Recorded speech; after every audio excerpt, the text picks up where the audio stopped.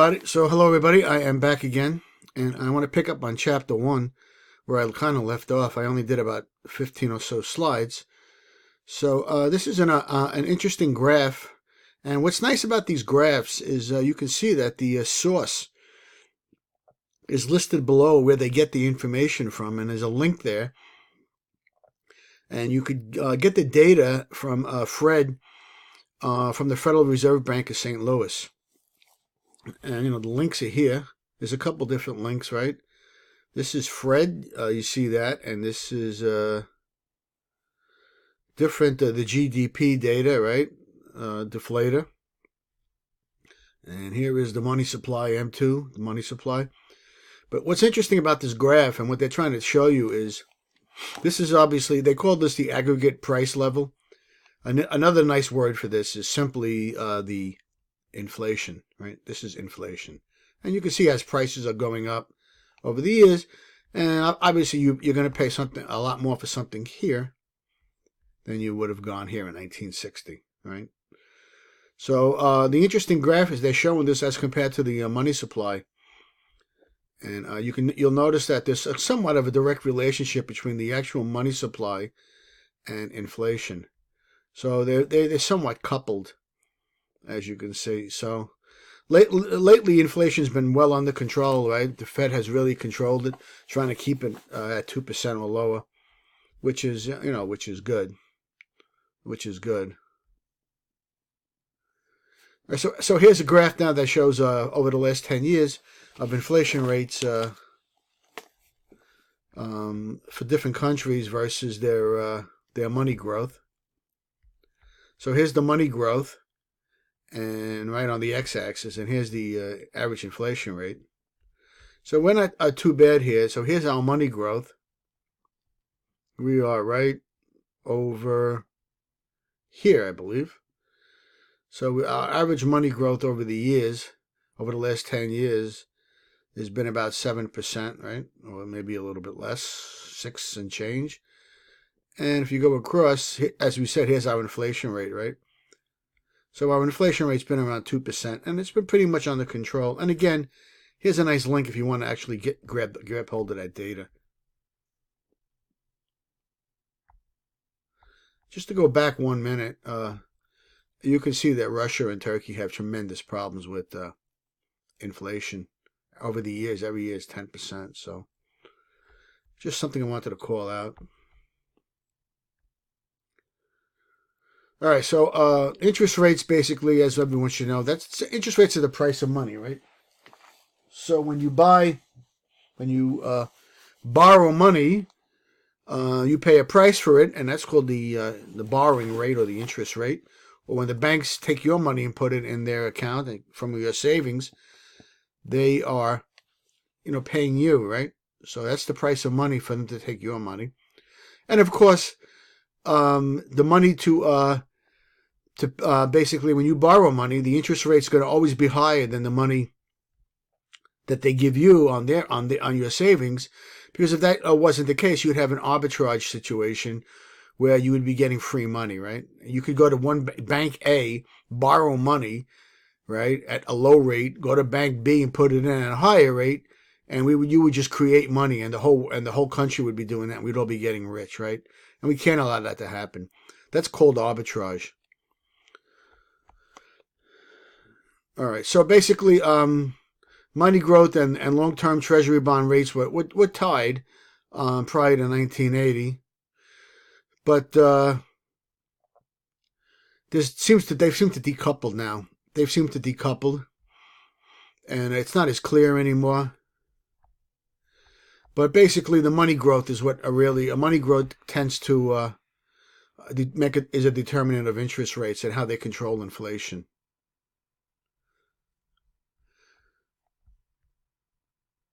This figure here, this is figure 6 in your book on page 9.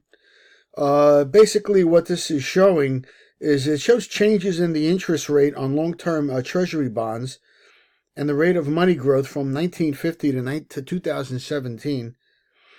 So as you'll notice, as the money growth rose in the 60s and 70s here, the long-term bond rate rose with this. So you can see here's the long-term interest rates. So let me see if I can get this, if I could find the cursor here for a second. I lost my cursor. So you can see interest rates are going up, and so is the money growth going up. You can see it increasing here up till about 1980. And then after that, basically the relationship between money growth and interest rates has not been as clear since 1980. It's been choppy and uncorrelated. So when we get to Chapter 5, Chapter 5 will bear more on this information. So you'll see more on this information. All right, so a couple definitions here. What's the difference between monetary policy and fiscal policy? So monetary policy is the management of the money supply and interest rates, right? And basically the Fed the Federal Reserve conducts monetary policy. Maximum employment, you've probably heard many times, and low inflation rate. And they try to control maximum employment and low inflation rate. By the way, the Federal Reserve has a great website. There's tremendous educational material. So with regards to fiscal policy is the budget and how the government takes in money and spends money. And as you know, budget deficits, which have been, we have a tremendous deficit, and that's the excess of expenditures, right, over what they take in. And basically, they will sell treasury bonds, and the international and the domestic companies and people will buy them. So we did run a budget surplus, which happens very rarely, but a couple of years back under Clinton, and then that went away when we started going to war and doing other things. So as I just mentioned, any deficit has to be financed by borrowing more money, and we do that readily. So here is the government, just to show you.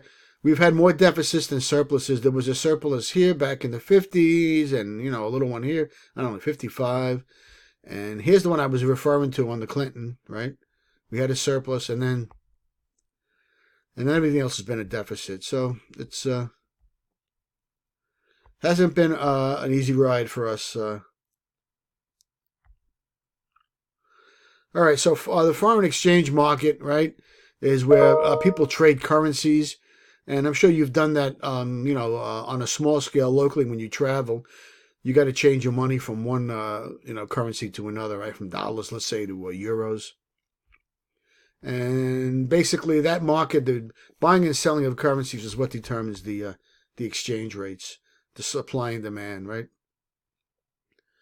All right, so international finance now, because we're globalized, right? Where basically we have no choice, but we have to study international finance. And basically you can see the Eurozone, there's a lot of turmoil with Brexit, with Britain getting out. And there's always concern about how is Brexit going to control our own domestic financial system here and our international trading. But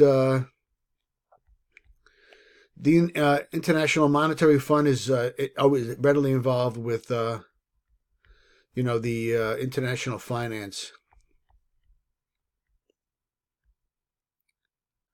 So here's the exchange rate of the U.S. dollar again from 73 to 2017. And basically, here's the index. And you'll notice the dollar, basically, we had a lot of inflation. The dollar weakened here. And here the dollar is a lot stronger. So this just shows you, and the different exchange rates for the dollar. And again, here's that data. So it's nice. These slides are nice. They show you all this. I don't know. This looks like a second slide that I already showed you. All right.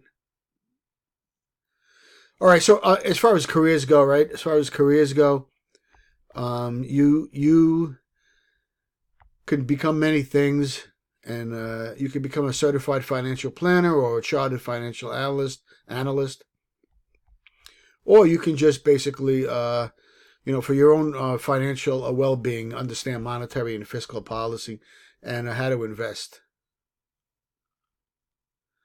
All right, so there's a lot of stuff here again on the web as we showed, right? Just want to show you these slides and his web exercises. All right, so there's a couple appendixes here. And they go into a little more detail on GDP. If you go into your book, on the appendix, you'll see they have more on GDP and the aggregate income. And they go into further detail. We'll go into further detail on that. And the price levels are... there's a couple different measures of the aggregate price levels for items. There's the GDP deflator, the PCE deflator, and the consumer price index. And we'll look at more on that. Alrighty, so that's about it. Alrighty, talk to everybody later.